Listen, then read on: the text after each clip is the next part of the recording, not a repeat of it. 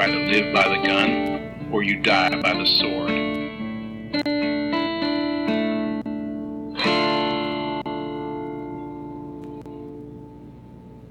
Welcome to the Good, the Bad, the Weird podcast. I'm Nico. And I'm Chris. And today's episode might turn you into a pumpkin or into horses against your will. That's true. You might end up being a laborer. We're continuing our Disney Princess series by going into the Silver Age with Cinderella. Specifically, of course, the 1950s version. Yes. Because if you Google Cinderella nowadays on the internet, they want you to watch the new one, and I say, no, thank you. Which I didn't even know there was a new one. There's several new ones, unfortunately. Yeah. I mean, granted, I've been through a lot of the animated ones, but... True. That's true. This is one of the ones that, honestly, Disney Princess-wise, this is the princess with, I think, the most spin-off stuff at this point. At least canon Disney movies, yeah. I think. Don't fully quote me on that. Because I'm aware there's a bunch of straight-to-VHS shit that, like, Aladdin and, like, Jasmine and stuff had. So, like, there's a chance that I'm misremembering here. But I think with all of her animated sequels, and her being the princess to kick off the live-action remake bullshit, I think this is the gal with the most movies. Huh, interesting. Yeah, I didn't do any digging into where this went after its success. I've only seen them myself without need for this research, so... Yeah. But this version, obviously, is based off the classic story by Charles Perrault, with story by Bill Peet, Erdman Penner, Ted Sears, Winston Hibbler, Homer Brigham, Harry Reeves, Ken Anderson, Joe Rinaldi, Maurice Ramph, and Ken Toshlin, which directed by Clyde Geronimi, Wilfred Jackson, and Hamilton Luske. Stars Eileen Woods as Cinderella. Of course, classic choice. Eleanor Audley as Lady Taramine.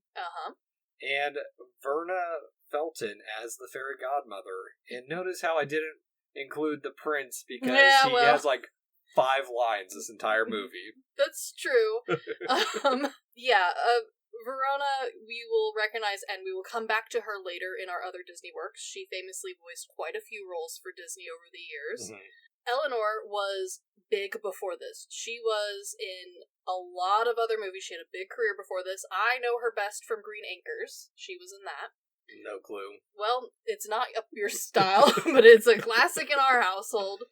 And then Elaine Woods is known mostly for being Cinderella. This is something that she received multiple accolades for. There's a prestigious Disney award for being recognized as a first or a special version of a role or production place, and she holds one of the titles for being Cinderella. And it wasn't like Snow White where her entire career was kind of like put on hold because Disney wouldn't let her be anything but Snow White. No, she could be other things other than Cinderella, but she was very excited to be Cinderella. There was over 300 women, quote-unquote, auditioned. They all sent in tapes of themselves speaking for the role, and she announced it before Disney did on a radio show, being very proud to declare that she was Cinderella. This was a big career move for her, and she apparently, according to the interviews and radio talks that I could find at the time, she loved the fact that she was a Disney princess. Yes. And speaking of that, our sources for today's episode include the making of featurettes on the DVD, the Walt Disney Film Archives, the animated movies 1921 to 1968, edited by Daniel Kotenschlut, and specifically the Fairy Tale Magic of Walt Disney Cinderella by Mindy Johnson. And I also want to bring up, in this DVD set that I have... You have a very interesting DVD set. There's not commentary, but someone decided on a Disney Princess DVD, mind you, that it would be a good idea to have a chunk of the special features be Cinderella sports stories. Yeah. Okay. In the DVD's defense, the term a Cinderella, especially for sports, I know. is a common term. And you have to remember that you don't have, like, a first release of this. We have, like, the third release Silver Vault Edition bullshit one. And so when this DVD came out, Disney was trying to push their sports movies pretty hard. Disney has sports movies? Oh my god, yeah. Oh, it's Air Bud, right? Air Bud's one, yeah. I believe Air Bud's one. But, like, there's a long list of sports ones, much like Disney's weird live-action ones that you don't know anything about, and I have a whole cabinet full of. We have talked about them at one point in this movie. We watched two completely different movies because we forgot the name of them. That's true. There's more. Yeah. There's a lot more. And for a long time, especially, honestly, during the making of Cinderella, there was quite a few live-action movies that Disney himself was like, this is what's going to help keep the company going. And it's always been a part of the Disney franchise, like, ever since they got really going after the Golden Age. Live-action movies. So when this DVD came out, the sports thing was big. They had a bunch. They were all live-action as far as I remember. And so, like, it wasn't super weird that was, like, on the DVD, especially because they did balance it out with 2 girly games. Okay, that makes a lot more sense for me. Okay, I don't know the history of Disney well enough to discuss any of that. The amount of live-action movies that Disney made is wild, because they range from, like, really good classic masterpieces to really out-of-left-pocket Apple Dumpling Gang sort of nonsense that, like, people, for the most part, have forgotten about, but I think they're a little treat. A little hoot, if you will, but most of them are bad. Well, we might have to go down that rabbit hole at some point. I have many on VHS tape. Well, unfortunately, this particular version of Cinderella is French. Yes, this is the French one. I did not realize that this is actually a folklore that's much more ancient, dating back to the Greeks in the story of Rhodopis.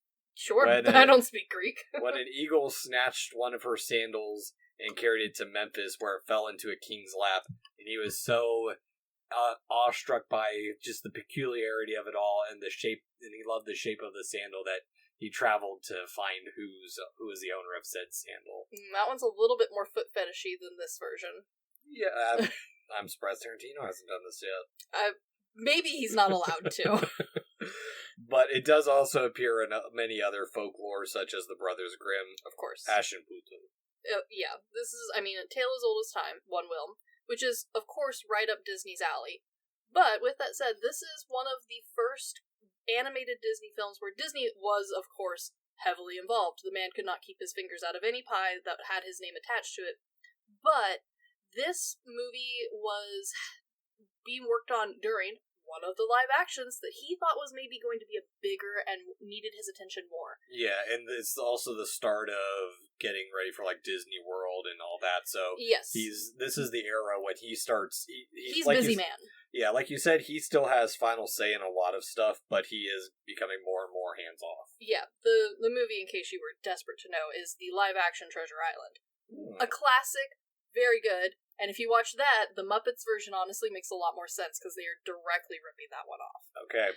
Granted, they're both directly based off of the book, but he was on site for that. They had to film at the islands to do the live action for that, so the animators kept sending him stuff, and then they had to wait for him to mail it back. Interesting. Which meant that there was a lot of reworks in this movie, and it is also why there's a weird shift in style for Cinderella. Yeah, well, when it comes to Disney as a studio, there's other things that contribute to why they had to shift away from the decadence of Snow White and what they'd been previously doing for the last 20 years almost 20 years. Yeah. We brought it up in our last episode that they didn't touch another princess movie in pursuit of other successes.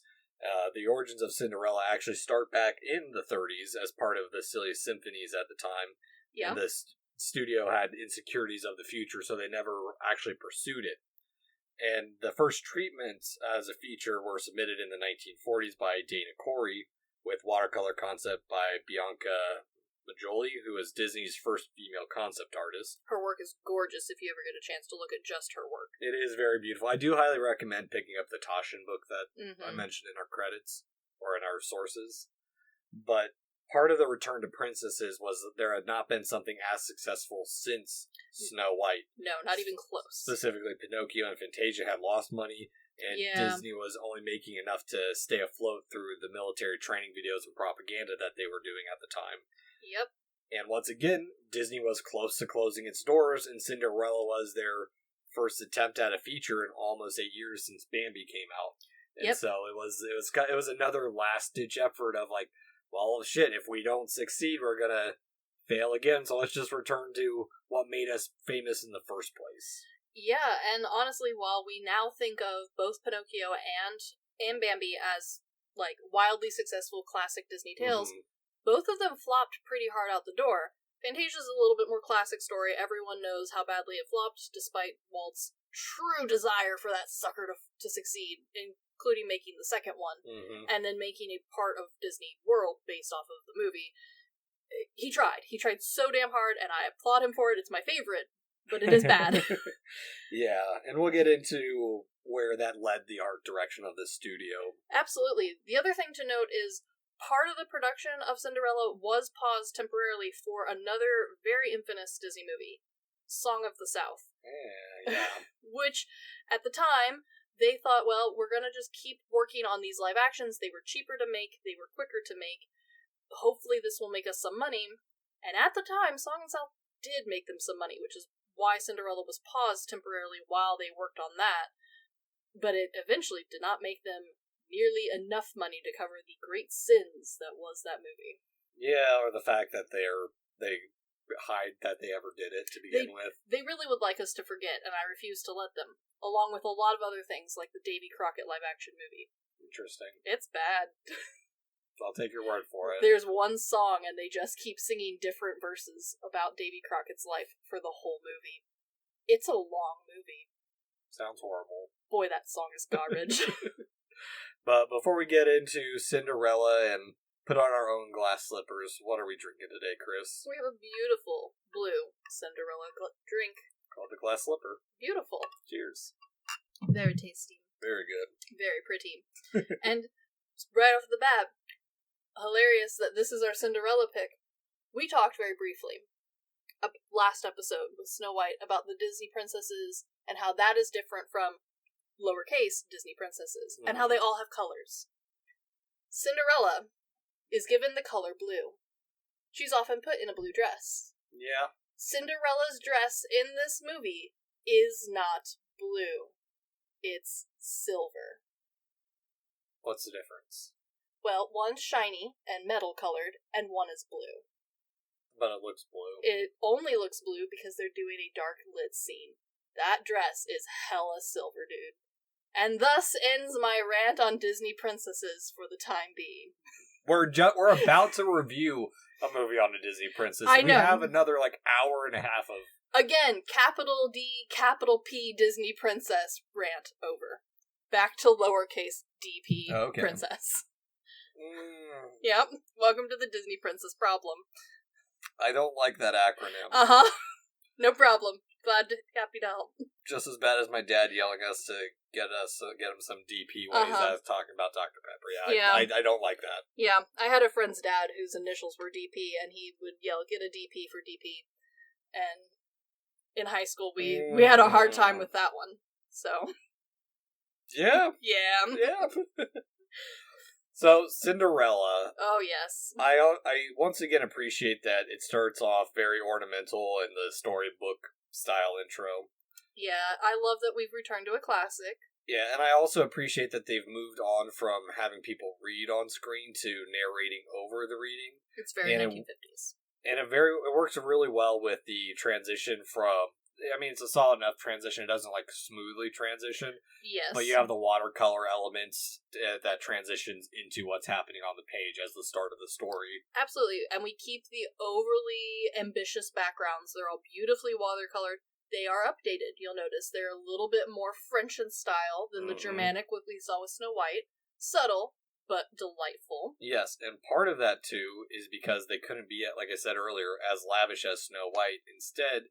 they, once again, kind of used not a rotoscope, but an inspired transition of tracing over the action of people that they've animated. But on top of that, they created set elements that people would walk down and interact with, so that way they knew the backgrounds that they were already going to work with and animate on top of that. Absolutely. Helen Stanley was the live-action reference for Snow White herself, and she would later to be the live-action reference for both Sleeping Beauty and 101 Dalmatians. Mm-hmm. But also, the concept of the artwork came from Mary Blair, which brought the color that you were talking about and the different style of this movie, rather than the dark classical look of Snow White. Her work inspired classic Disney in a way that I don't think a lot of people realize, unless you were a Mary Blair fan. Most of the rides for Disney World have some touch of her, some a lot more than others, and that's a whole different show. We don't have time to talk exclusively about her. But knowing what she worked on, once you see it, it's so hard to unsee her work of color.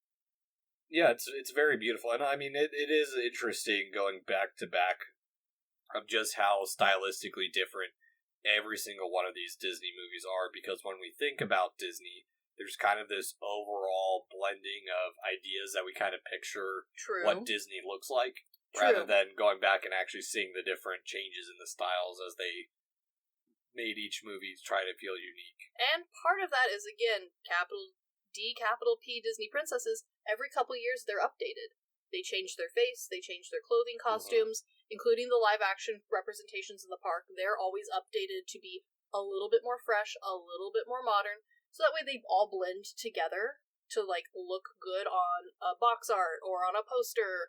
And so, like, slowly, it does taint your memory of what these movies originally looked like. Yeah, because you see updated versions of them, and so you associate them all together as that quote-unquote brand. Exactly. And so seeing it fresh, especially having just compared it to, honestly, I watched several Disney princess movies, so after seeing a lot of them together, yes, there is an unmistakable style, there's an unmistakable color and storytelling method that is undoubtedly Disney's work, but they are more distinct than I think a lot of people remember. Yeah, very much so, and this is about kind of the style you'll see a lot of the other non-Disney animated adaptations, where they try and keep it as simple as possible, so it looks a little bit like this style. Yes, this is a very clean look. But I do like how they begin this movie with really hitting at the emotion and the dad trying to do what's right and what's best for his daughter, with it only to backfire. I mean, classic story of, hey, your dad's trying to make sure you're happy, but he ends up dying instead, which I do wonder, because I don't think, at least the versions I've read, don't talk about how he died. I wonder if the intention with this one was the evil stepmother secretly killed him. I think that was a fun one. I have one of the original book prints for Cinderella, and it does spend a lot more time with her and her father kind of like being like, look how much he doted on her. This was the apple of his eye. Like, they spend like, for a book that I think is total 20 pages long, I think they spend like 4 pages with her and her dad both alive and happy together. Which, again, 20 pages, that's kind of a lot. Well, the original story is really short, though, too. It is, and like I said, I don't have the original French, but I have one of the first colored printings that was released in America of the story. And so, it is interesting that, like, again, we're having more discussion about the background, but also this is a much more updated storytelling style.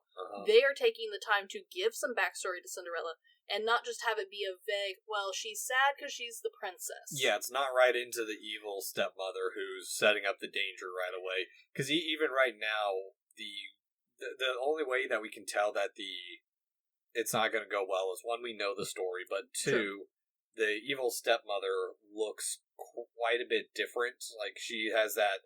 She looks evil. Let's be real. Yeah. She looks evil. This was not her original look, by the way. Huh. She was originally meant to look much more frumpy and fat and a little bit, honestly, ugly. And over a couple of renditions, it was decided, no, she needed to look like a someone of a nobility. Yeah, she looks like someone, or maybe that's the intention, is she looks like someone who was pretty back in her day, but now has kind of fallen to the sands of time, or the wrinkles of time. Well, and she fits the motif of, like, she married into money, she is a woman of some stature, she's getting invited to balls, and her daughters have a good standing because of her marriage. She's squandered all the money. And while it was, at no point could I find anywhere saying that this was intentional, this did start the ball rolling of Disney creating villains that happen to have a certain look. You're right, it does have a little bit of that scar look. There is for lack of better words, there is a cuntiness to Disney villains, and it just kind of snowballed with each Disney villain every time they came out and said, what if they were really flumpy and old and like looks stupid, looks a little bit silly, looks like they belong in the old Laugh-O-Grams. and that would get turned down, and so they'd make them much more, believable, much more realistic in their styling. They ended up with all of, like, a couple of traits that just kind of carried over. Again, I can't find anywhere saying that they did this intentionally. Like, having this be the look that, like, they carried through. There are certain villains that were based off of certain people, or types of people, that just kind of fit that vibe, too, unfortunately. But this is where I think we can start to see a pattern emerge. Yeah, and I think there is some carryover from the Evil Queen as well. I think it's that heavy, is it eyeshadow? Or the one where it's on the upper lid. The eyeshadow is pasted on. Granted, both were from their era. So the Evil Queen she has the coloring and the makeup of someone of the 1920s, big red lips, nice big eyelashes. This is from the 50s, so solid monochrome lid, big earrings, purplish lips, big eyebrows, nice arched. Like, she does look like at the time period. They put her in costuming that fits the rough idea of princess long ago sort of thing. But she still looks like she's been done in makeup of a 1950s. I don't know enough to argue against you with that, so I'll take your word for it. The one thing I will say, though, is upon looking at her, and when we do eventually see her later on, and her eyes are kind of lit up, she's very cat-like, and I think that's part of what it is, too, is... Yes, there is that predatory look. And it's done so delightfully well. Especially because we do have much heavier emphasis on the animal sidekicks in this movie. Yes, that's one thing I'm going to talk about, is, initially, I like the idea of bringing back this motif of animals being there, and this symbol of, purity, whereas Cinderella doesn't have, even at the beginning, doesn't have the same ditziness that Snow White does. Again, you said Snow White's from the flapper era. She is, and she's meant to be younger, and also 1920s, she is meant to have this pure and innocentness around her, whereas the 1950s, we need this woman to be able to do something for herself. We just got done with the wars.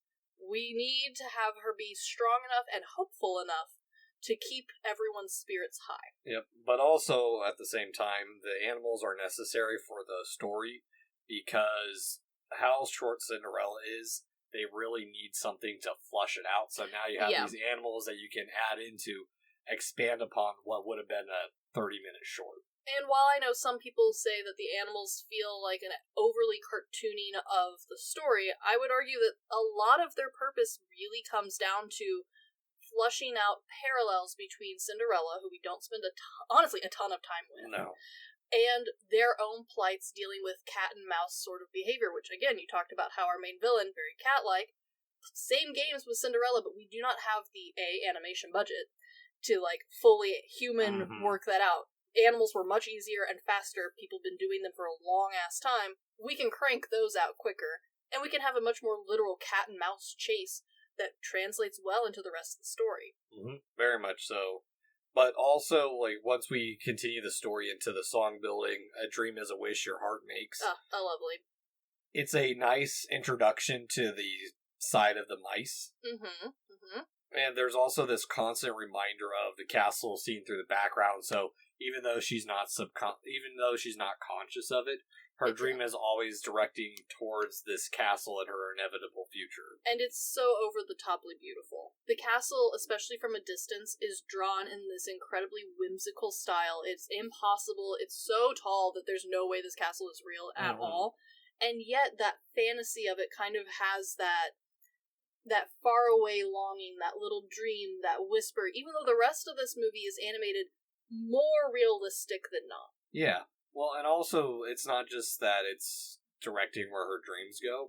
It's also showing the disparity of what the high end of this world is. True. And where she's at, because, her mirror's broken, the clock's the killjoy that takes away from the direction of the dream, but also, as we see in a little bit, that she's so far away from the rest of the house that she's basically living in destitution, even though she should be living in a relatively nicer lifestyle. She's living in essentially the barnyard of the house, where everyone else lives in the actual manor. 100%. And even though, the background, if you really pay attention, is destitute, it's the animals that help make it brighter and make it feel livable for her. Absolutely. And we are introduced to some of, honestly, the most iconic animal characters in all of Disney history.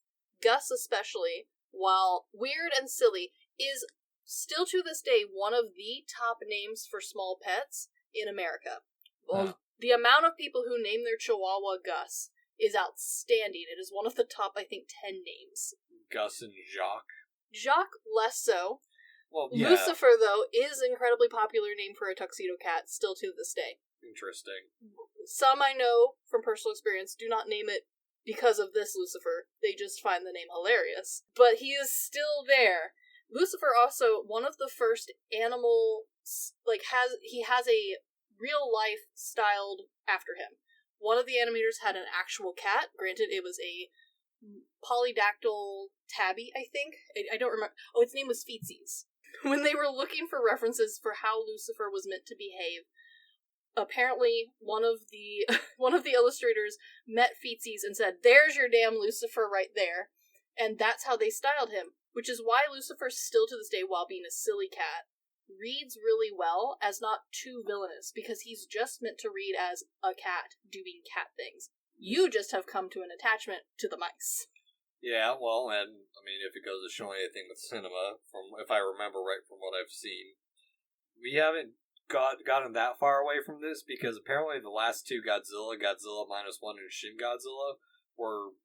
their behavior was mirrored after cats. Yeah, and this movie comes pretty close after Bambi, which was the first time, I think, that Disney used a real animal as their action. They brought in a baby deer, and I don't remember its name, but they essentially kept it in their yard and studied it for all of Bambi's movements. They liked it so much that they said, well, we obviously aren't going to do it for the mice and the birds. We've already got those down. But let's work on Lucifer a little bit. Let's make him a little less rubber hosey. And thus, this happened. And that's the one thing that I will note with, while there are some little gaggy bits, like the one mouse flashing Cinderella to show that, hey, it's a boy mouse, it's not a girl mouse. It's that is hilarious. Look at my little mouse dick. Yeah, well, she is making clothes for all of them, so it's assumed that she's seen all of them naked. Yeah, it's less gaggy than what Snow White was. I mean, there's still physical humor, but it's not as prominent as we previously have seen. And you can directly see where the different stylings of different animators happened, because each one had different parts that they worked on. There was a team that only worked on the animals animation, different team that worked on the people, and there were different people in those teams that worked on different animals. I think you can best see that versus mice and birds have a very specific style. Lucifer has a very specific style, and then the dog has a more classical Disney style. Mm-hmm. He's a little bit closer to that rubber hosiness. He's very Laugh-O-Grammys in style. The horse, too. The horse also, both of which we think of as very Disney-esque, because that look translates to a ton of other works. Yep. Whereas the others, they kind of stand out. They're kind of a classic, that is what Cinderella mice look like. Yeah, very much so. And, just her sweetness increasing as well with the trap. Show it. This is the part where it's to show how far away she is from everything. True. That she is able to also make these clothes for the mice and have an army of wildlife. I do love that this is her one hobby is making mice clothing. That is hilarious to me. As someone who sews and makes toys, the dexterity and patience to make teeny ass tiny clothing all day, every day for random ass mice, this woman is bored out of her mind. She could do taxidermy.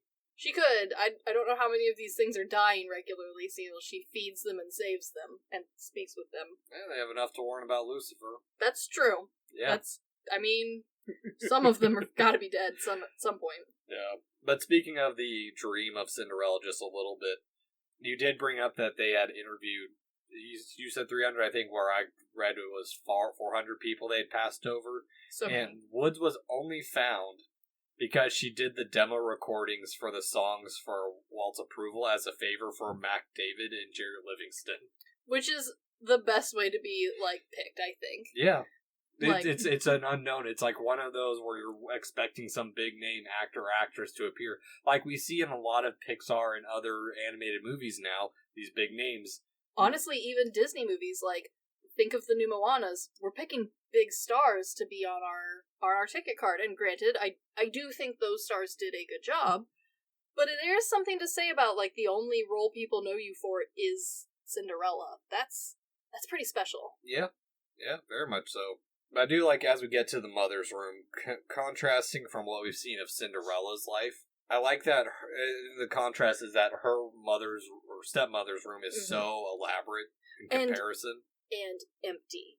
This is a huge thing that starts to really play into animation and movies in general, is this balance between having a cozy, filled space reads as warm and maybe poverty, like clearly she's not doing well, but she has stuff around her that she takes care of. She has her stand and her dresser and her chest and her little makeup area to get ready in the morning. She might be the Ash Princess, but she's got stuff. She's got stuff and she seems homey in it.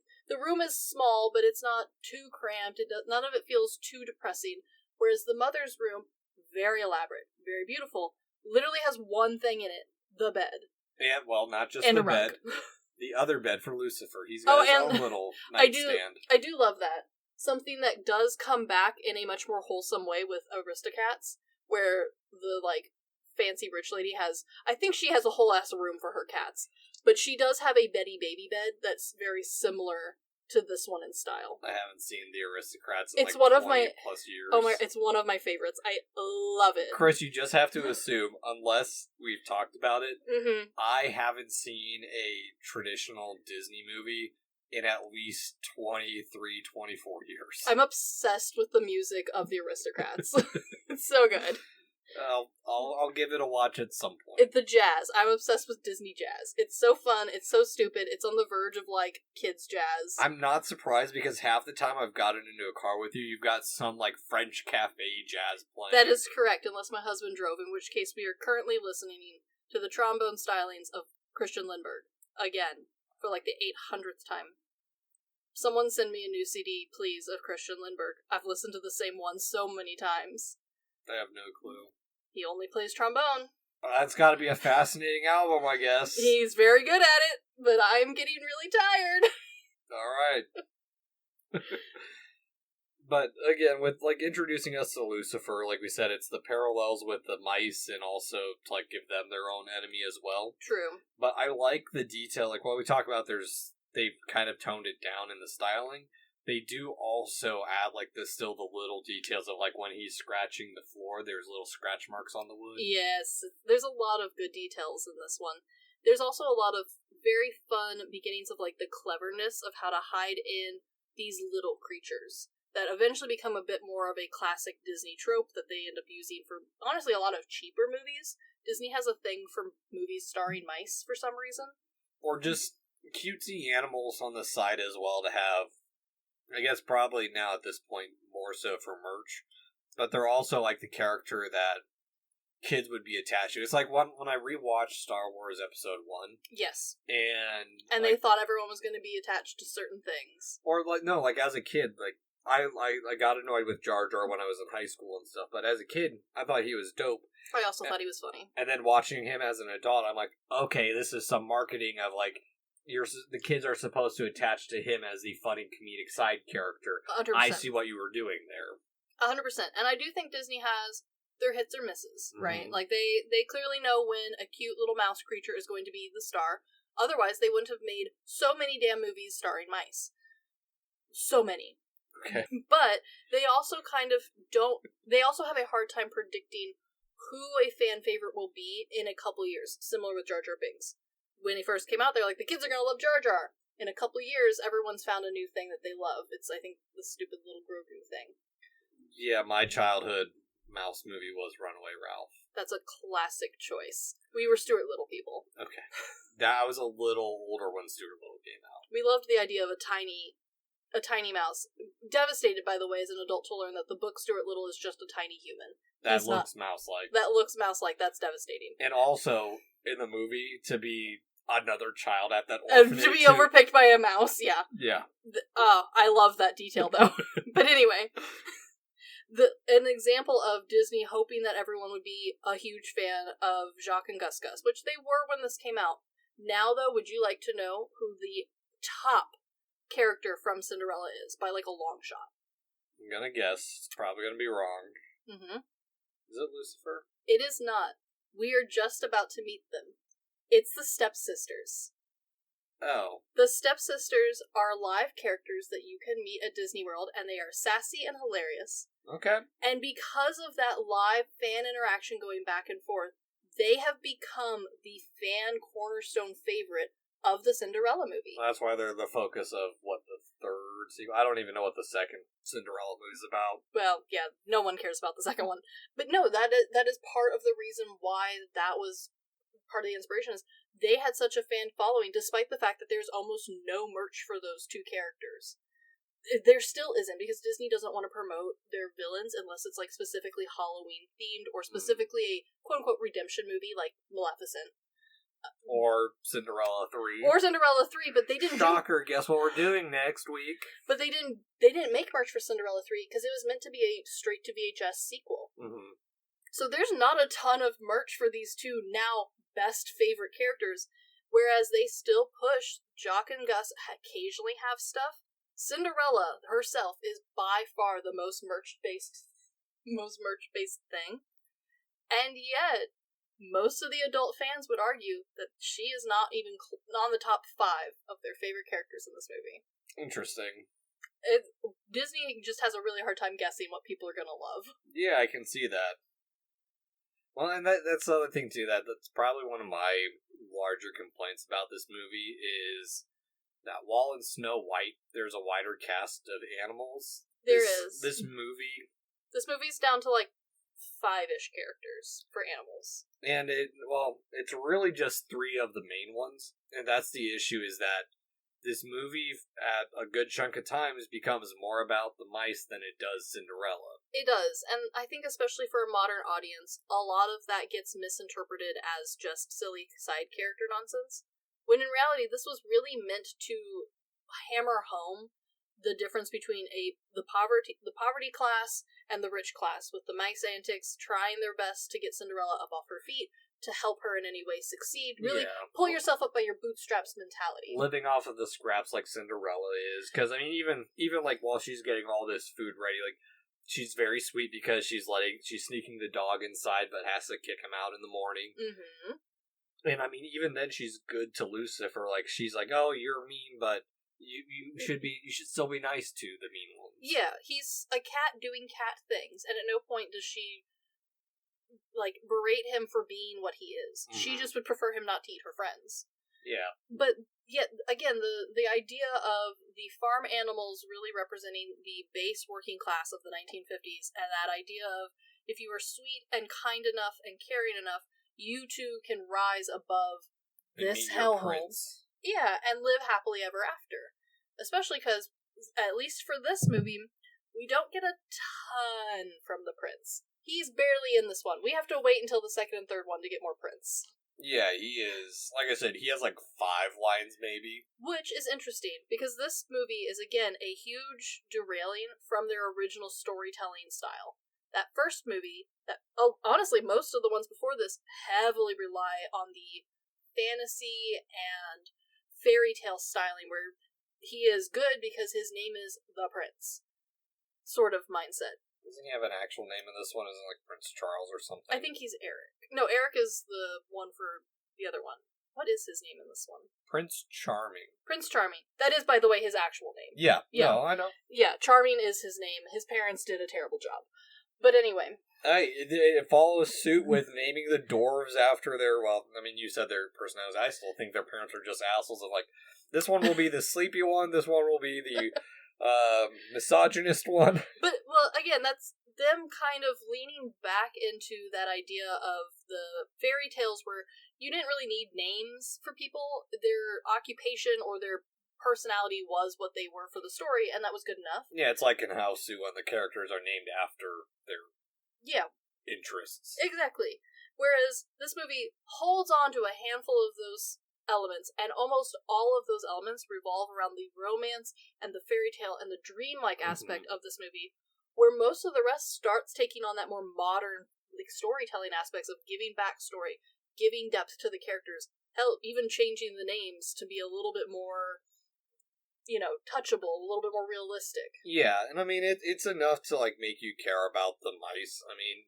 I get its purpose. It's just, for me, it derails it just enough where I'm not as interested in this story as I was with, like, Snow White, because, yeah, they're gaggy, but Snow White's also gaggy, so it pairs with that a little bit better.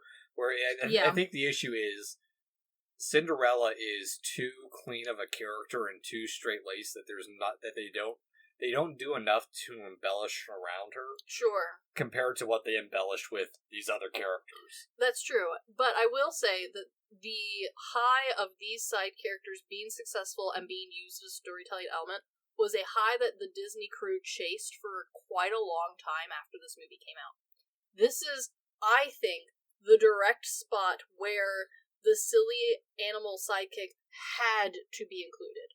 They were part of it before. There's definitely movies before that, like, had them, but I think the success of Cinderella really pushed this idea of having these silly, honestly sometimes useless characters and their side stories be part of the story as, like, a key part. And truly sidekicks compared to Snow White, who just seems to be this core of microcosm that brings animals around her. And compared to other movies like Bambi, where those characters are more of like side characters, where they're his friends, they have their own story and build and character arc, or like Pinocchio, where it's a huge plot point. That's his conscience, essentially. These characters, truthfully, the story could go on without them. And it's that high of, like, look at the marketable thing, look at the added, like, thing that the children are going to hang on to, the adults are going to look at the romance and the whimsy and the beauty of our animation, the kids are going to be, invested in the mouse and the birds. That level of thinking really started to hammer home, and I think is part of why we have a required weird animal sidekick in almost every Disney princess nowadays. Yeah, that kind of annoys the crap out of me. A lot of people are with you on that because they're, again, it's like the Jar Jar Binks. They're, quote-unquote, for the kids, and sometimes they're fun, but they aren't needed. These animals technically aren't needed. They're just fun. Exactly. It's unfortunately, while we do say there's a lot of parallels, there is. They serve as a lot of padding. They do, and part of that, though, is because Disney wanted this princess to be, like you said, straight and tight-laced. She was meant to be much more mature than any of the other princesses before, and honestly, for a while. She was meant to be by far the one that the adults were going to resonate the most with, out of what at the time was the Disney lineup of characters. And so she unfortunately reads as boring, and there's not enough silliness to kind of keep the kids involved, because this is a full-length movie. Yeah. I mean, this movie would be boring as hell without some type of silliness, and unfortunately, we can't have the stepsisters be the entirety of the silliness. We say that, but it's also, like, shorter than Snow White still. It was, though we do need to remember that, like, a large chunk of the Snow White was nice-looking backgrounds, and some running around. Yeah, and gags. And a lot of gags. This is also a lot of gags. Not as much. Not as much, but enough to, like, cement certain characters as certain roles for us.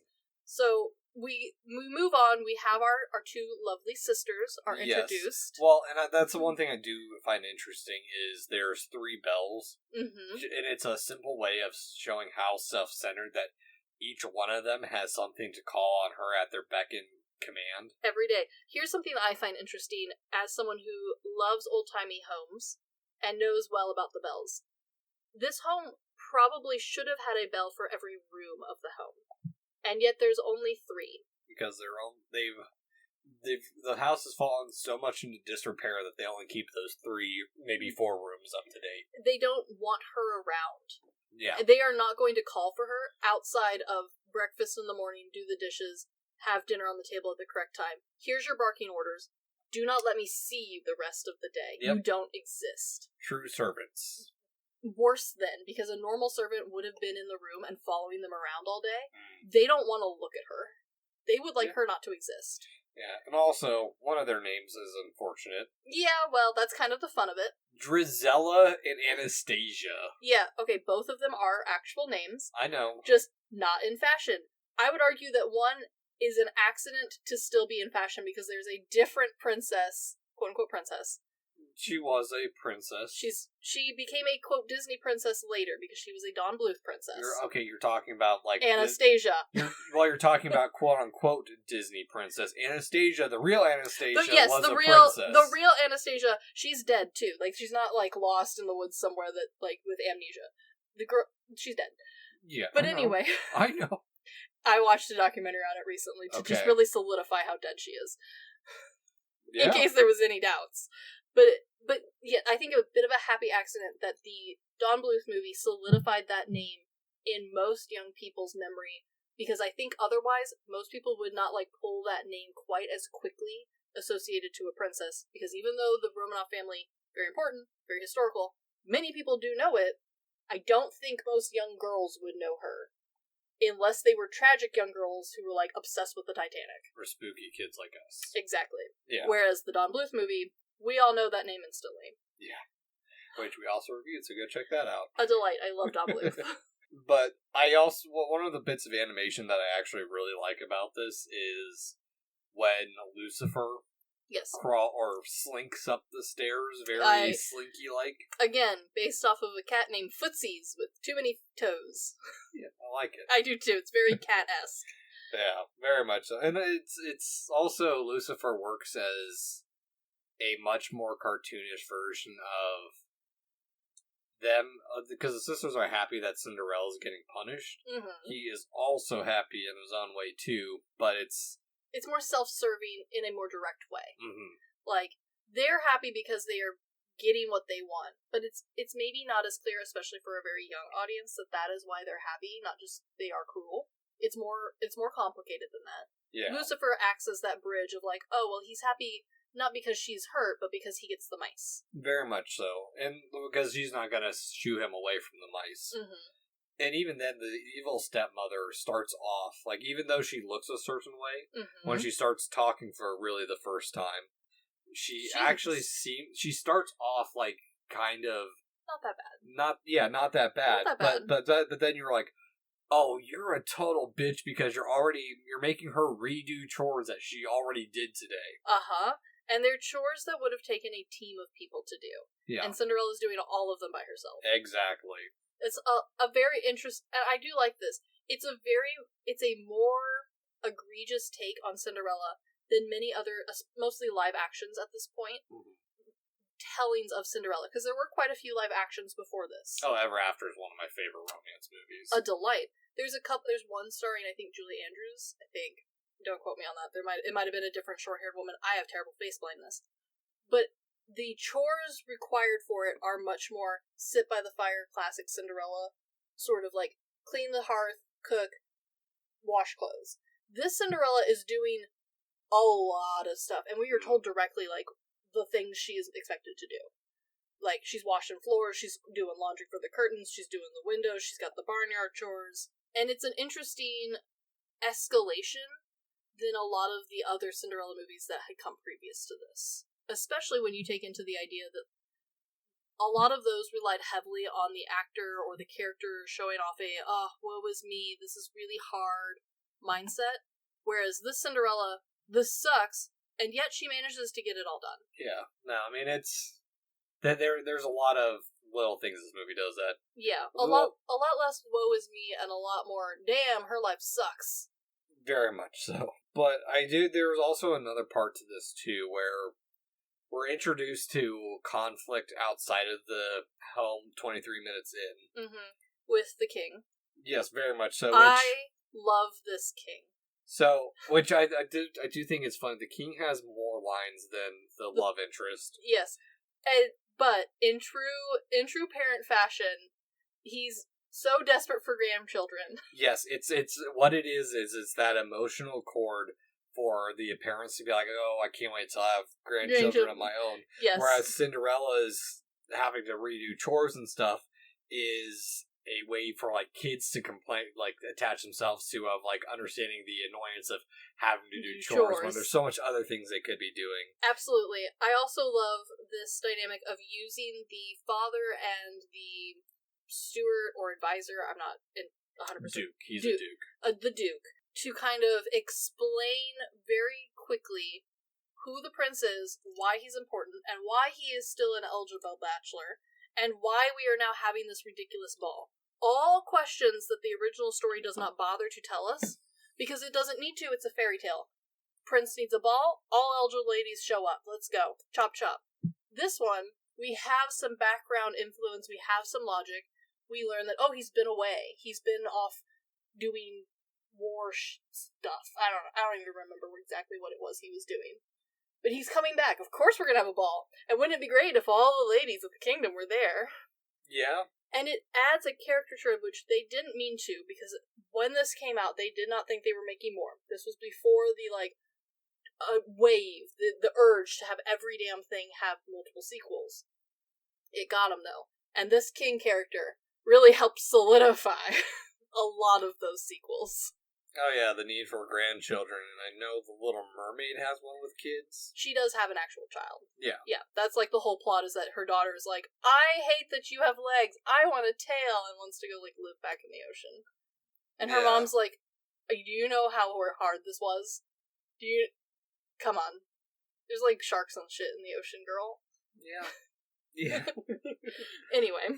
There's also, even though, we get this idea for, their royal invitation, even though we talk about how it's less lavish than Snow White, there are still details of, the marbling and whatnot. There is some truly beautiful scenes in this. But it still stays cohesive in its styling with the animation. And I do love that we get to see the start of the Disney trippy bubbles. Yeah. Well, and the one thing, too, is, with the comparing the animation with this and Snow White's animation stood out just a little bit against the background, whereas this feels like it's mostly part of it. I agree, and I do think part of that is we are now more established in Disney's quote-unquote classes that he made everyone take with Snow White, right? Snow White, they were heavily, the German influences are what we are going for. Everyone needs to learn to be cohesive and very quickly. This one, we've already learned to both be cohesive, but also have certain elements that stand out and make your style unique and provable throughout Disney time. And I think this is where we start to see the clashing of those two ideas, having a bunch of people working on it while also having a very distinct style. I'm just imagining Disney to get them in the French style, making them eat some croissant and chain-smoking cigarettes. Okay, well, Disney did chain-smoke cigarettes. Famously, Disney smoked like a goddamn chimney. I know, to the point where, they've doctored photos to remove the cigarettes from his hands. Not just a few, all of them. There's no... When you go to Disney World or Disneyland, they have doctored every photo of Walt to no longer have a cigarette anywhere in the photo, because it's no longer a value of ours. It's like 4 kids removing Sanji's cigarette, or replacing Sanji's cigarette with a lollipop. Yeah, they didn't give Walt a lollipop. The poor man just had to have cold turkey multiple years after his death.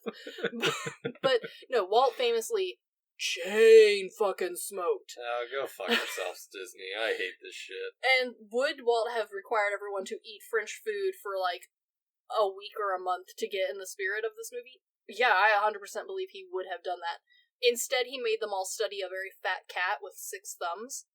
And there was also a heavy influence of French styling and romantic paintings that you can definitely see in the background. Mm-hmm. And you can really see in the dance sequences and the very Godmother sequences. That's pretty clear.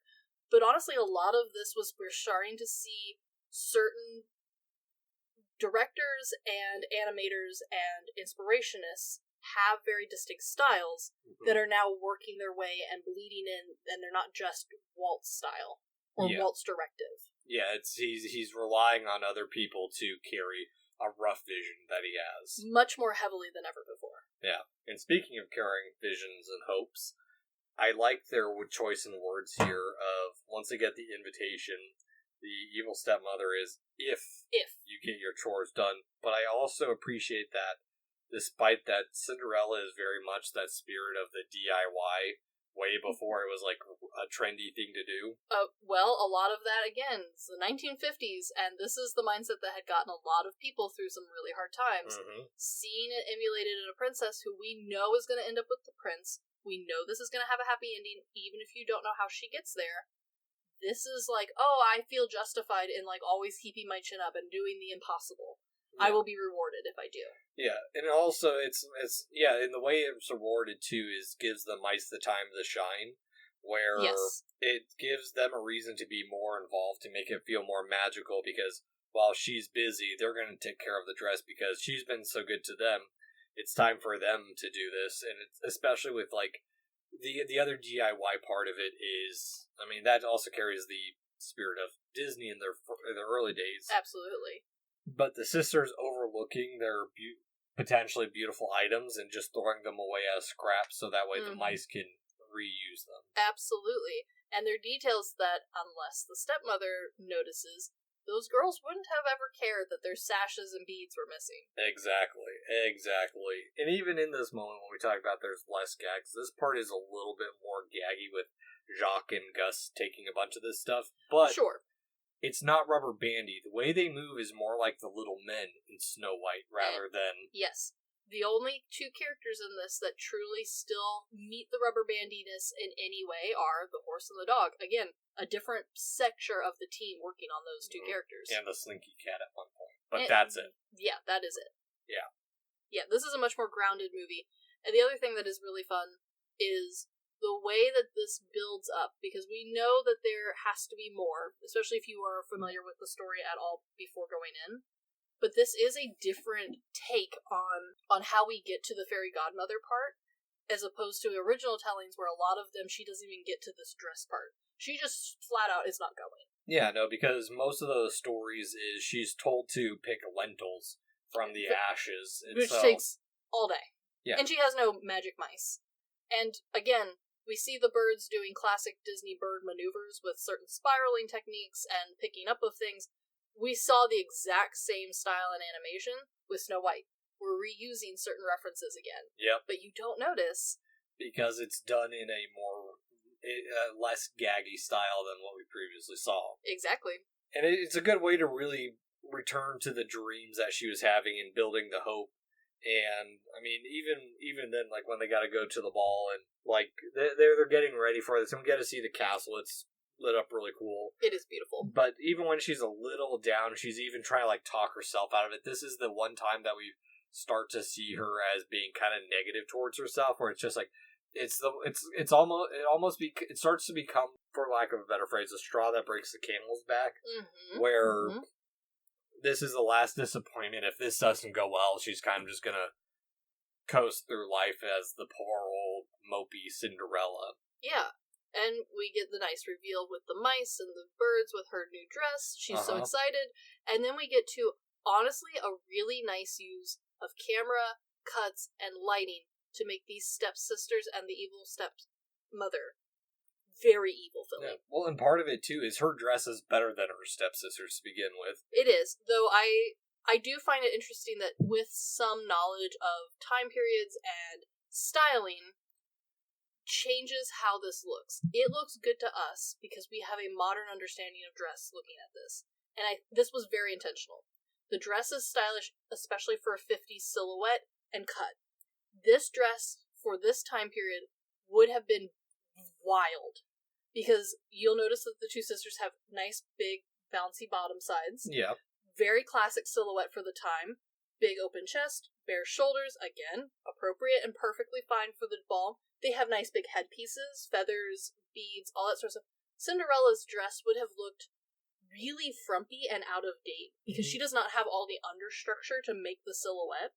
But it looks good to us because we're reading this as a 1950s movie, not necessarily a romantic movie from a specific time period. Yeah, and I think that's the interesting modernization that Disney puts a spin on a bunch of this stuff, is it makes it more readable for a modern audience rather than trying to set it in its actual historic time frame. And this is a very interesting element, because Disney has always done this. We're seeing this right now. This is the 1950s, this is their second big princess, and they're already updating and modernizing the dress.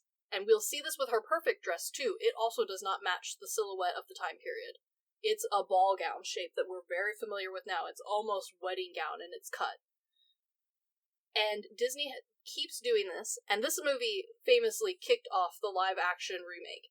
The dress, specifically for the live-action, was a big hot-ticket item. It was very expensive to make, it was very fancy, And a lot of people praised it for being very innovative for how to create this magical, otherworldly dress. And then we moved on to other live-action recreations where we update the dress exactly the same way that this movie is, and it got the worst feedback of all time. The Beauty and the Beast live-action dress was one of the hot-ticket items of people being furious over Disney's updating something to prove that the audience has changed its stylings with time. This worked perfectly for the time period. This worked great as a kid. Now, audience don't want that. Audiences are desperate for you to have some consistency in your styling. If you're ripping off an original thing, it needs to look exactly like that. Yeah. If you're doing a time period, they want it to look like that time period in some capacity. Which, I mean, you do see that continuing. I was thinking earlier, it reminds me, the last live action I saw that was an adaptation of a classic fairy tale was a reinterpretation of a bunch of them mashed together called Once Upon a Crime. Absolutely. A fantastic, retelling of, again, Disney also did this. This, I think, a TV show that they tried to do this with for kids. I didn't watch it. Yeah, well, it does actually, you still see the style that Disney put forward. Absolutely. Continuing on to this one, even though, it's a completely different movie altogether. Oh, absolutely. And it's just very interesting that even though this has been their motto from the whole beginning, the entirety that Disney has been doing this, they have always done this to their costuming and their dresses, updating it and modernizing it to fit what we currently think is the most beautiful thing. We are seeing that the taste and audiences are shifting away from being receptive to that and are now wanting the more detailed and historical styling that Disney is not keeping up with. That's where a lot of their new criticism is coming from. I'll take your word for it because I am obviously out of touch with anything modern Disney. That's okay. You're not missing a ton, honestly. Yeah, but it is heartbreaking of that last little bit of ray of hope that we saw being torn apart by the stepsisters. And again, the lighting, the pacing, the music, all of it really makes for a very impactful scene. No, very much so. I think that just goes to show if you keep something simple, you don't have to 100% show what's happening. You get the little flashes of the in-between, and you can fill in the blanks. Exactly. It feels almost more violent than if we had seen them tear the dress apart, fully. Very much so. I also appreciate that, even though, she's left behind, it's ooh, suddenly sparkly, and here is Fairy Godmother to the rescue. A character who, once again, really corners the market of only being on screen for 5 minutes. Yeah. I know she has more time in Kingdom Hearts than she does in this. She legitimately does, which is hilarious because she really did become a huge marketing piece for Disney. Fairy Godmother, and then also Merlin from the Sword in the Stone movie. For some reason, Disney clasped onto them and made them a recognizable and repeat character outside of their movies. They show up in parks, they show up in merchandising, they show up in advertisements, same way that Tinkerbell did for a lot of it. Though granted, Tink had a lot more screen time in her movie. These guys had hardly any. Yeah, that's the thing too, is looking back, a little bit on meme culture of Big Chungus. Yes. He existed for 5 seconds. Yeah. 5 seconds of screen time, and yet now infamous. Exactly. Same with the Wilhelm scream. It's always these little things that people just try and sneak in, but And speaking of Wilhelm scream, we're now in Disneyland, which means you need to update from Wilhelm scream to the Goofy scream, which does make an appearance in this movie. I don't even know what the Goofy scream is. Yo-ho-ho-ho-y! It just made me think of One Piece. Yo-ho-ho-ho! Yeah, I mean, I understand, but it is the scream that famously Goofy, every time he ran off a cliff, would yell. And because the voice actor for Goofy voice acted in a ton of other stuff, it, much like the Wilhelm scream, snuck its way into a ton of other Disney films. This is one of them. Okay. I don't want to have to keep listening for that.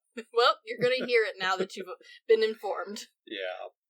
But I do agree. This song, I do unfortunately catch myself kind of singing along this song when I'm bopping Jack around. I mean, in your defense, this movie was nominated for this song. Bibbidi-Bobbidi-Boo. So good. Original work, I think an Academy was up for nomination with this one, along with the score and original sound were both nominated for Academy, though I do not think they won that year. Okay. But there is a lot of design in this scene that I think is why it stands out so much, is because, like, when the pumpkin's transformed into the carriage. It's an impossible carriage, and it's gorgeous. But it also keeps the pumpkin motif of, like, the shape, the vining of all the metal work and whatnot. Yes. And this is the part where I'm watching, and I find it a little bit funny with, like, the forced conscription of the mice. Being forced to become horses. Yep, and then turning the horse into the coachman. The horse has his day to drive the horses for once. But again, the animal's entire point was to be a representation of the low class, and a step up from the horse is to be behind the horse as the coachman. A literal interpretation of what they are there for. Yeah, and the mice, instead of being pests, they're actually useful. Yeah, they're glorious white horses. Yeah, but I also there are some other funny moments in this too, of like how the fairy godmother calls the dress ugly, like she didn't just see it get ripped apart. Yeah, she's a delightfully ditzy character, but it all, again, kind of works, because, again, she's in this movie for 5 minutes, and yet her impact is so profound. You remember her so distinctly, all of her words, the actions, the silliness of her, and part of that will come back to play as her character directly influenced 3 other ditzy little fairy ladies that we will soon meet. You don't say. But it is a good transformation scene. I mean, there's a lot going on with this, and Walt considered the dress transformation his best piece of animation. He was very invested in this. And yeah, I mean, it's just a good scene overall. I mean, the carriage is floaty, and it's like ethereal almost. Exactly. It's dreamlike. It's actually, that actually really works really well with like the first song of singing about dreams and whatnot. It's carrying her to that dream of what's beyond that window. And from this point forward, every time that her and the prince are in the same shot, we move closer to that etherealness, which is, again, why a lot of people think her dress turns blue, or is blue. It is because we move to this very romantic lighting. They float across the ballroom. It slowly becomes just the two of them dancing throughout the night. And all of that all stems from this like dreamlike element of her being transformed with the dress, the improbable, impossible carriage and horses, and then moving to not a realistic interpretation of the castle. It stays that artistic background style, and she just blends into the background. It's a glowing beacon. Exactly, and it's unreal. Yeah, well, and also I think this scene is unintentionally funny too. Yeah, because all it is just basically the prince. The first time we've met him, like an hour into this movie. Yeah, the guy has very little screen time. Is sitting there, and all it is them showing off various ladies to him. I do appreciate that there's only 2 truly ugly ones, or 3 truly ugly ones. There's the 2 stepsisters, and then there's like one background girl who's like a little funk. And I don't think they meant for her to be funk. I think she just accidentally ended up a little funky. But so like all of the other ladies at this ball are perfectly normal. You get the 2 ugliest ones because we know them, and they're also like, as we're about to get to, meant to be a real hard like jive at the original story, with especially the feet. And then we get to our main lady, who's not even introduced. She's just wandering around the party looking for hors d'oeuvres. Yeah, she has such a heavy glow up that even her family doesn't recognize her. Which I do think is interesting, and ties back to that very first thing we noticed about this with them only having the 3 bells. They don't want to look at her. No. I don't think they truly have probably looked at her in years. So, yeah, they probably truthfully do not know what she looks like. Yeah, especially cleaned up. Oh, yeah. But it also leads into probably the second most iconic song that I see pop up a lot more. It's that song. So good. So This Is Love. And I love this song. I think it does such a great job of personifying love at first sight. And also modernizing a waltz. Well, it's that same prince meets prince or future princess of like Snow White. Exactly. It's such a romantic song. It's set to a waltz. It flows beautifully, but it's a very smooth. There's no hint of like traditional or classical elements to distract you. And when I say that, I mean it's not clearly a ripoff of a already existing waltz. No, it's a nice continuation. Something that Walt Disney's team moves differently from in our next princess we're going to talk about. Her music, based off of actual classical music. This princess, all original works. A very interesting take. Better? We'll see. Yeah? I mean, this one went up for a lot of awards for their music, I'm just saying. Hey, Brian, listen to the soundtrack then. He loves this one. This one's a solid listen. Will it replace Christian Lindbergh, the trombonist? Probably not. His heart is taken by Christian Lindbergh, the trombonist. The tromboner. I would prefer. That's hilarious. He has a tromboner for another tromboner. It is a hilarious amount of jokes one can make with both pianists and tromboners. Yes. But I do think it is interesting, especially comparing this to Snow White, and we'll compare it also to Shocking Sleeping Beauty. Of course we will. But even from the last movie to this one, the prince in Snow White has a little bit of character given to him. He has a personality of some kind. This one, we only know him from his dad. Like, he's apparently kind of prudish, but like he doesn't speak a word until basically goodbye. Until wait, I don't even know your name. Yes, I agree with you. However, this is where I do think that we see the elevations in design and animation from the Disney team. Okay. Whereas our original prince did not have a ton of things happening, both facial. I mean, he really relied on just the word prince holding his character together, and that's fine. He's styled. He had a good costume, but that was the quote-unquote animated eye candy. Yeah, but that was essentially it. He had no real expressiveness to him in an impactful way. Yeah. This prince, despite being on screen for 5 damn minutes and having 2 lines of "wait, come back," very expressive. We see him bored with the other princesses. We see him clearly frustrated with his father trying to matchmake. We see him finally just moth to a damn flame with her. They spin and dance in a world of their own. He is infatuated, and while we are still relying very heavily on he is Prince Charming, that is his name, this is a fairy tale, deal with it, we do get a little tiny bit extra that we don't really get until we get farther into the Disney princes. Yeah. Honestly, almost all the way until Ariel and The Little Mermaid do we really get any development with princes. Okay. Even our next prince, who is my favorite prince, let it be known, doesn't really get a ton of actual character. He's just, again, the heroic prince. He gets a huge step up from this one, at least. But yes. But I think the subtlety in this prince works in its favor just a little bit. It does, and we will talk about why in a short later coming up. Well, I think, at least at this point, is he doesn't say anything because his life is going so perfectly until she leaves. And so that's the indication that, hey, this is important to him because now his life is incomplete with her.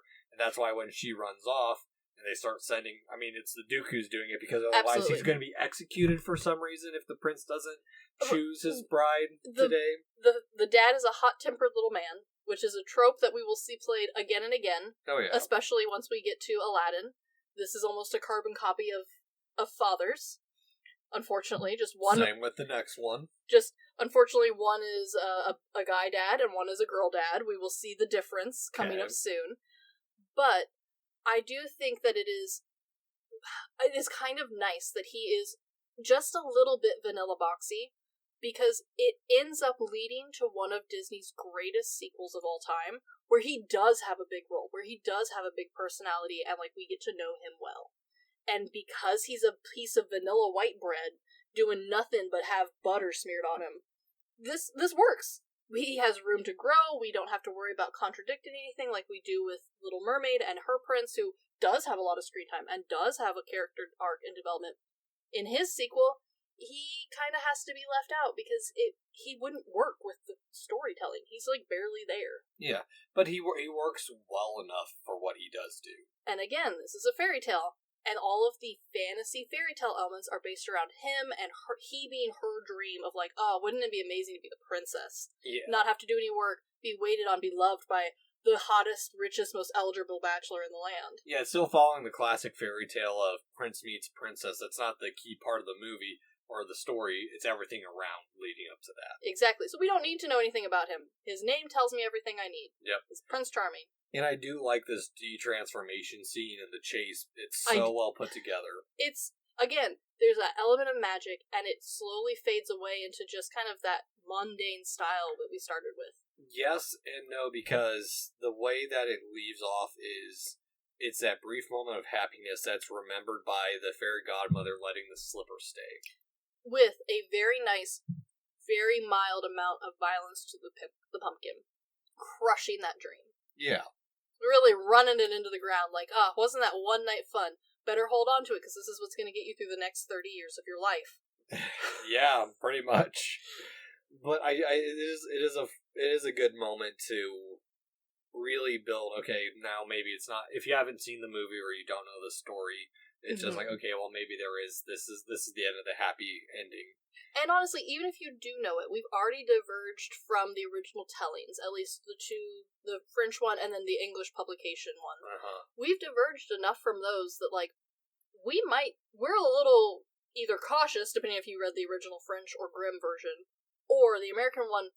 We're confused because this has gone off rails just enough to like give some wonder. I mean, it's gone way off the rails from the original Greek telling. That's true. We're ignoring that one. Yeah, but it's a good way to like leave behind the reason. Just having that slipper still, or the glass is it a slipper? So the reason it's called a slipper is because again we've updated. You slip your foot into it. Well, okay. So here's the thing. This is where Disney once again updated the style of the clothing to match quote modern day aesthetic. So it has been updated to a kitten heel, which would have been very popular and very like classic. What heel? Kitten heel. They're little. It's a little heel. Okay. Little short, cute heel. And it's a glass shoe. It's a glass kitten heel shoe. And it's been updated by Disney because an actual slipper would have been what they wore at this time period. It would have been silk. Oh. You would have had to potentially change shoes. This is why like having gentlemen lay things across puddles would have been big. Your shoes were literally made of silk. And it was base ass slipper, no heel, you put your foot in it. Sort of thing. Or maybe there is a little bit of a heel. Dudes wore heels during this time period. Yeah. Ladies wore flat shoes.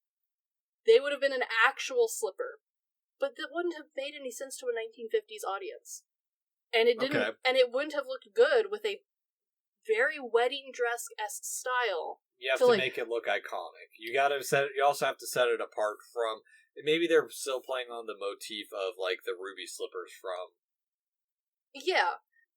Well, and like again, like the book calls them slippers, which it probably would have been more an actual slipper. If I remember right, I think they're gold in the original book. Gold or silver, something like that. I think they're gold. I don't know. Yeah, but they're not ruby. The ruby is specifically for that version of Oz. But no, like Disney again updates clothing and style to match what they think the audience is going to like. They just happened to be very good at it early with the princesses. And nowadays, this is something that probably would bother people. Mm-hmm. Like, the shoe either needs to look exactly like this shoe, because this is what people know, or it needs to be historically accurate. There are no in-betweens anymore. Yeah. Disney 1950s said, people want a wedding dress, they want to see her dance in it, and they want to see glass kitten heels. Got you. The very basics of the fairy tale. Which is also why Prince Eric is in a completely different time period and in his almost military uniform. This is what we imagine the prince to wear. This is not what he would have worn in the time period. Prince Charming? Yeah, sorry, Prince Charming. Yes. This is not what he would have worn, reality, but what he would have normally worn would have looked very strange to a 1950s audience. Yeah, it's like the whole, what is it, the Tiffany conundrum, where Tiffany is such a classic name that if you use it in its original context, it would seem out of place because it feels like it's a much modern name. Exactly, and so Disney has updated it. It would have been an actual slipper. Glass would have been incredibly impractical because it does not bend and would have shattered immediately, thus the magic. But even more magical is, honestly, more realistic, a glass shoe like this. This doesn't need to bend. Still fanciful. Please don't make shoes out of glass. This makes more sense than, like, a silk slipper. Don't listen to Chris. Make shoes out of glass. Make them ornamental. I mean, people have. You can buy a Swarovski's crystal version of this shoe. It's incredibly fucking expensive. And it is for sale at Disney. I have a little shot glass of Das Boot. Nice. So technically I have a glass shoe. I, at one point did. I think I broke it as a child. My parents have a bunch of Das Boots. Ah, cute. Yeah.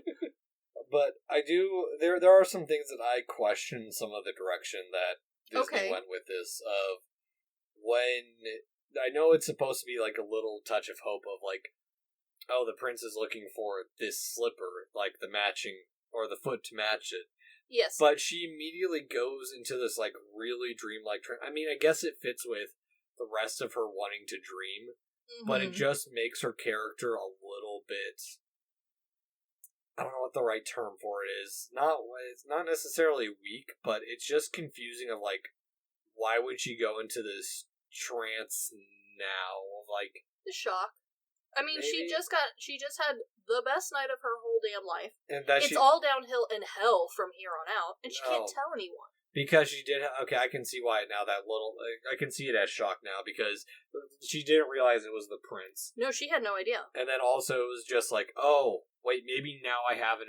Okay, yeah. There's that little bit of like again the hope of a little bit of an escape. Yeah, and also remember we have to rework the story just a little bit, especially here. Because the original one has the ladies, her sisters, chopping off chunks of their feet to fit into the shoe. Yeah. And we cannot do that. This is Disney.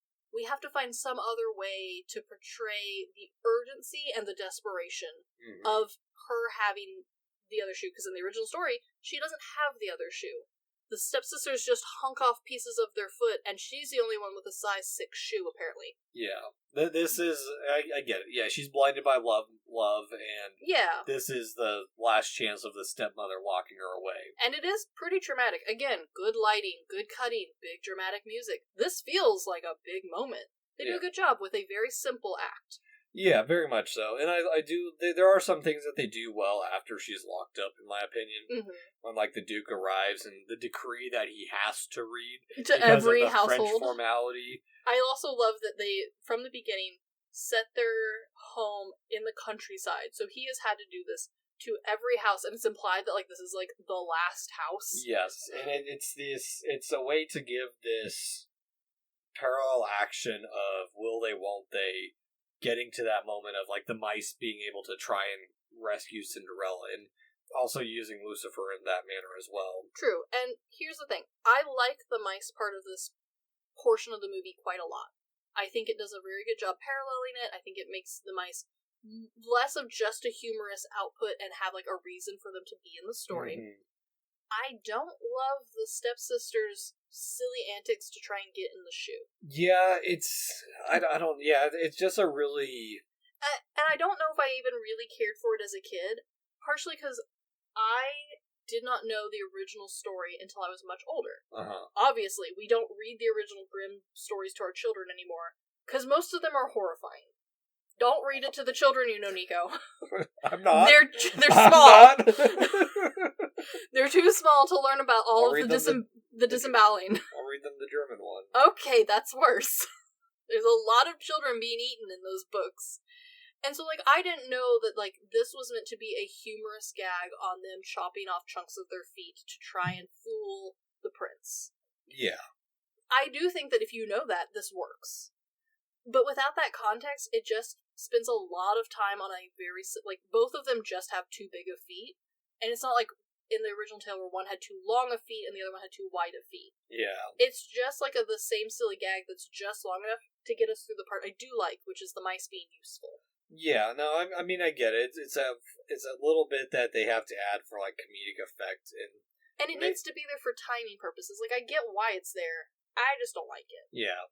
And there is a part with, like, these mice doing their job to save her where it's a little bit of a Vertigo moment, which, by the way, Hitchcock's Vertigo came out 8 years after this. Yeah, so did he know this? Did he watch this film? Of course he did. He was a huge movie nerd. Yeah, and I do like that there's this oh shit moment of, like, Lucifer finally catches the mice, but it's the community that brings them together. And I also really love the proof that Lucifer is a big, strong cat against mice, especially with them, like, showing up with forks, and then they charge out with a flaming candle, and you're like, oh, this is epic, and he just blows it out because it's a candle and he's a big ass cat. Yeah, it takes them bringing back the dog from the beginning.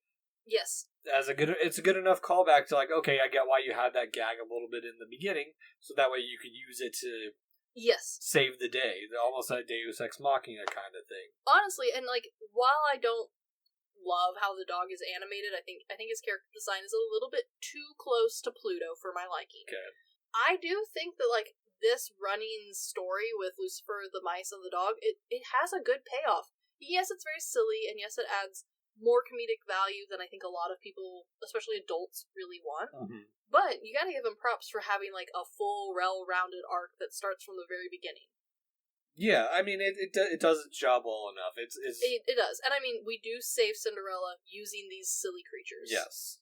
And I do like the little bit of comedy. And here's why, like, the stepsisters' comedically big feet pays off a little bit. Sure. Is because when Cinderella's ascending the stairs, the Duke's excited. Tiny feet. Yeah, the Duke's excited because they're small feet. Again, she is the only maiden in the land with a size 4 foot narrow. And there was also that bit of, like, when they drop the glass slipper, that it's like, oh, this is gonna be like, okay, it's actually over. Okay, it's important that she still had the other one compared to the original story. Yes, and I really think that payoff helps. It's such a huge relief. You feel so proud of Cinderella for, like, achieving her dream. It does feel like she does it, as opposed to it happening to her. All her hard work finally paid off because she was good and pure. Exactly, and you really do feel like that. It doesn't feel like, oh, she's been handed anything. Yes, she had help from Fairy Godmother, but, like, you really do feel like she earned this. Yeah, no, very much so. She's gone through the trials and tribulations to get a just reward. Exactly, and it's not until this, I think, the second one, and then I think reiterated again in the third one, that, like, you get any, quote-unquote, comeuppance to the stepmother and the sisters. I think I prefer this ending better, where we don't talk about them anymore. See, I kind of like it. Well, and that's the one thing, too, of, like, I do find it a little weird of, like, from what we've gone through, is that, like you said, they do get their comeuppance eventually, but this is this weird one where it's just like, well, it feels like they ran out of budget. So yes, we had to end the movie rapidly. Yes. They didn't have time to actually do that comeuppance or, like, show the results of, hey, they're still stuck at home now doing all the chores while Cinderella's living her happy life. I think that also would have soured her goodwill to begin with. Yes, because she doesn't want bad for them. Yeah. I agree. And I truly think that is part of some weakness of, granted, it's a huge plot point for the third one, but I do think it is a strange, more modern interpretation of wanting that justice, right? Mm-hmm. That is a much later idea that we feel like we need in a movie. We want revenge. Yes, and, like, there is some of that too. It's just an advance of how we look at life, how we've seen things happen. This is the 1950s.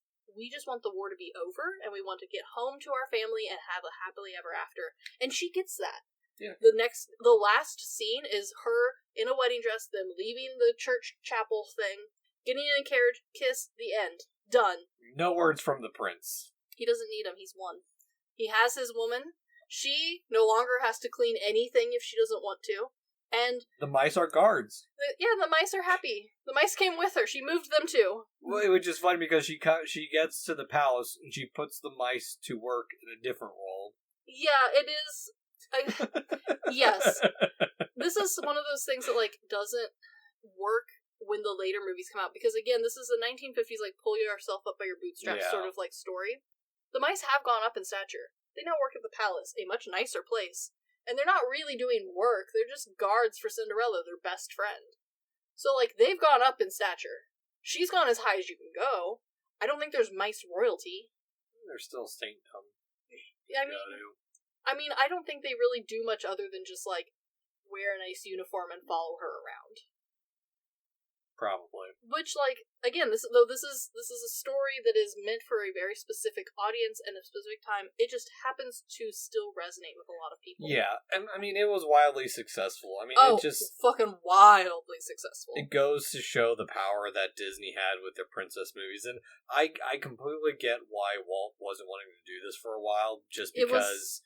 How everything is compared to, like, your one success, like, absolutely, he almost had a one-hit wonder, and then almost failed, and so, like, I get why you didn't want to stay away. You wanted to stay away from that for a while, and why it's like, okay, well, it's do or die, and now we have to do another princess movie, I guess. True, but this one also changed where Walt saw his money come in. Because this movie did do very well from the get-go, from the box office. Where it did the best was VHS releases. This was the most sold title until E.T. Huh. Until E.T. This was the most sold VHS title. Interesting.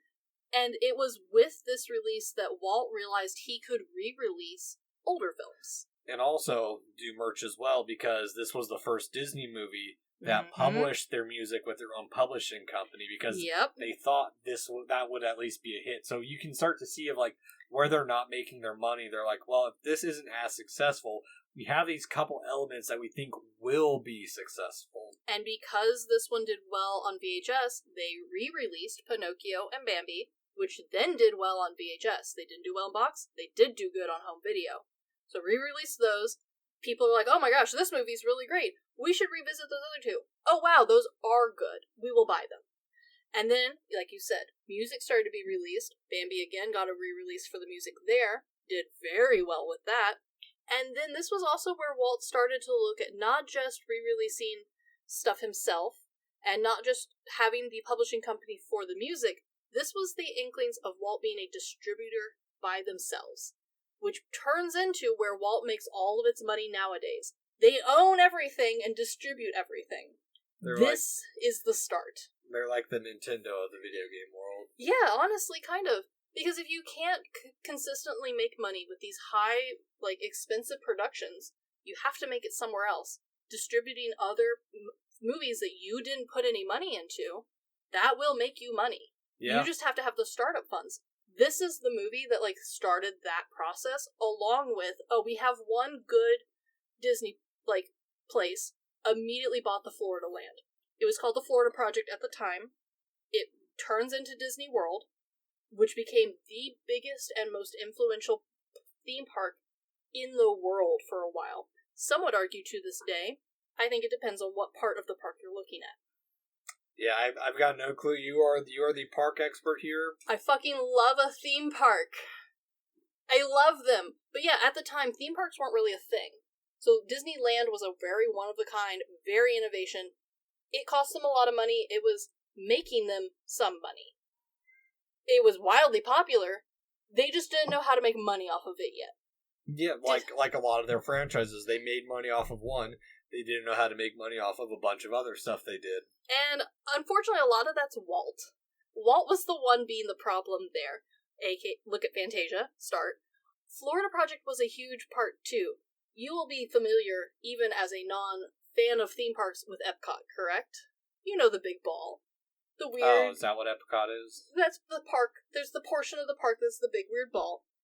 Walt wanted, and you will be familiar with this with the architect world, Walt wanted to create the perfect utopia in Epcot. And that was a huge part of why he bought the Florida Project in the first place.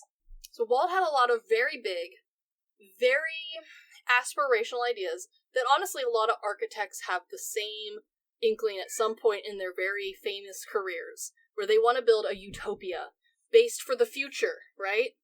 Walt had the exact same thing. Thus, the beginnings of the Florida Project began. And eventually, we will start to see where Walt's influence ends and different parts of it begin. But another really key part to note is that there are a bunch of Disney parks, right, across the world now. There's 2 here in the US, one in China, Japan has one, France has one. Yeah, by the way, France is the one that we got to the gates of and couldn't go. So, each of those parks has a technically, a different princess's castle in them. Huh.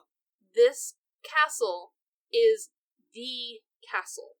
This is the one that you see when you go to Disney Florida. Interesting. The scale is adjusted to make it work. It's blue. It has specific colors. Do not ask me which characters have different castles. I don't know. I can't remember. There's too many. Okay. But this is the castle that then became the logo for Disney for decades. And to some extent is still a huge part of their marketing. Yeah, I mean, it's their logo. Yeah, this is it. This is the castle. Up until this point, it was just their name in a little circle. Or the Disney signature. There was also the Disney signature. He's gone through a couple, and will continue to go through a couple, but this is the one that, as children, this is the one we're remembering. Okay. This is the castle.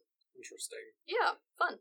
So, Chris, Cinderella, on a Oh. good, bad, weird scale, how do you rate this movie? This movie's so good. I love this movie. Does it have its flaws? Of course it does. It's from the 50s, and while it is a classic for a lot of reasons, there's some things that, honestly, yes, we could have spent more time, more polishing here or there, but there's a reason that this is one of the classics. This is a reason that this is the kickoff of the Silver Age for Disney.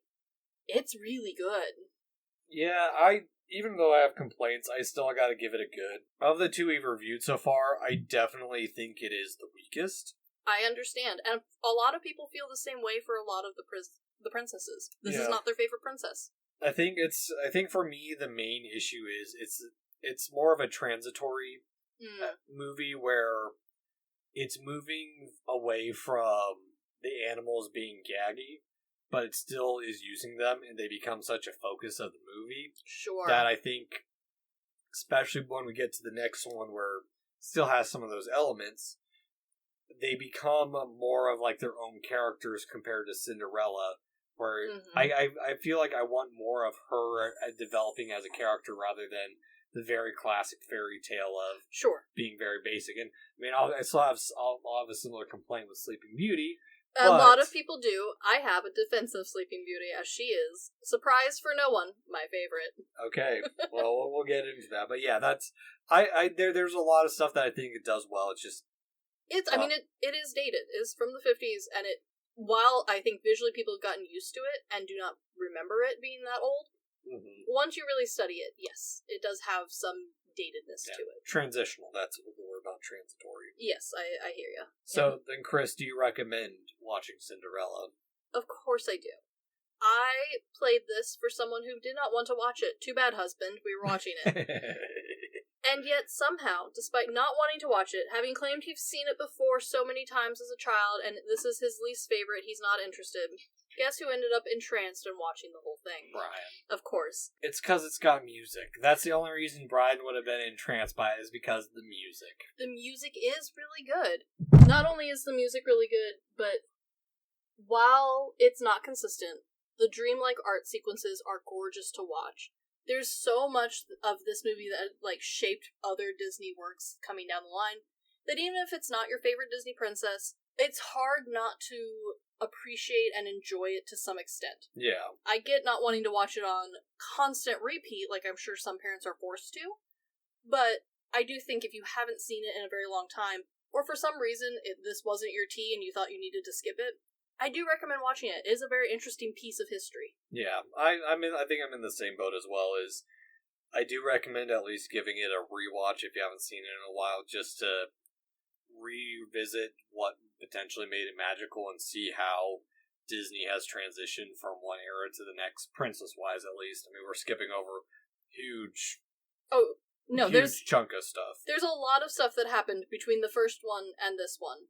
But if you're trying to speed run a Disney history, start with these two, and we'll work our way through the rest later. Yeah, at some point. Yeah, eventually. So, this might not have been true love at first sight on our side. Okay. But hopefully the next one will not put us to sleep either. Not for me. I love the next one. I'm so excited. Yeah. Anyway, this has been the good, the bad, and the weird covering of the golden silver age of Disney princesses. Absolutely. Check us out next week. Peace. Bye.